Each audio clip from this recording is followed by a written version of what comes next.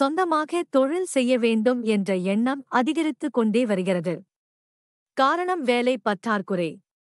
அப்படியே வேலை கிடைத்தாலும் அதற்கான ஊதியம் கிடைப்பதில்லை.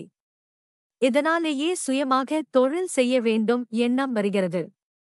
உங்களுக்கு உதவும் வகையில் தினந்தோறும் சுயதொழில் யோசனைகளை சொல்லி வருகிறோம்.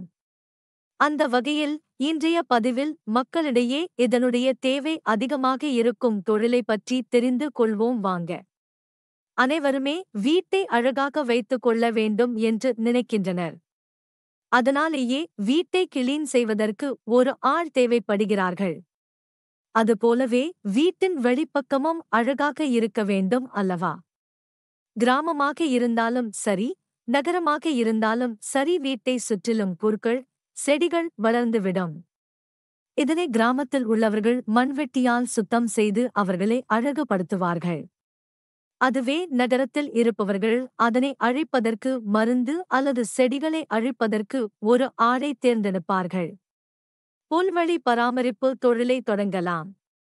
மூலப்பொருட்கள், முதலீடு. இந்த தொழிலுக்கு புல் வெட்டும் இயந்திரம், ஒரு டிரக், திரேலர் போன்றவை தேவைப்படும். இதை வாங்குவதற்கு 20,000 ரூபாய் தேவைப்படும். இடம். இந்த தொழிலுக்கு 2 இடங்களை கவனிக்க வேண்டும்.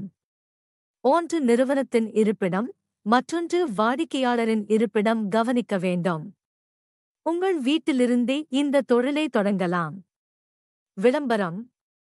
எந்த தொழிலும் விளம்பரம் இல்லாமல் முன்னேற முடியாது. அதனால் இந்த தொழிலுக்கும் விளம்பரம் செய்ய வேண்டும். நீங்கள் ஒரு வீட்டிற்கு சென்று பொருட்களை அழித்தலே அவர்களே உங்களைப் பற்றி மற்றவர்களிடம் சொல்வார்கள்.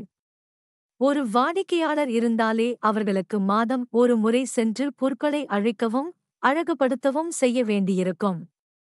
அதனால் நிறைய வாடிக்கையாளரை அணுக வேண்டும். வருமானம். வருடத்தில் 2 மாதம் தவிர மற்ற மாதங்கள் இந்த தொழிலுக்கு தேவை இருக்கும். நீங்கள் செய்யும் நேரத்தை பொறுத்து வருமானத்தை ஈட்டலாம்.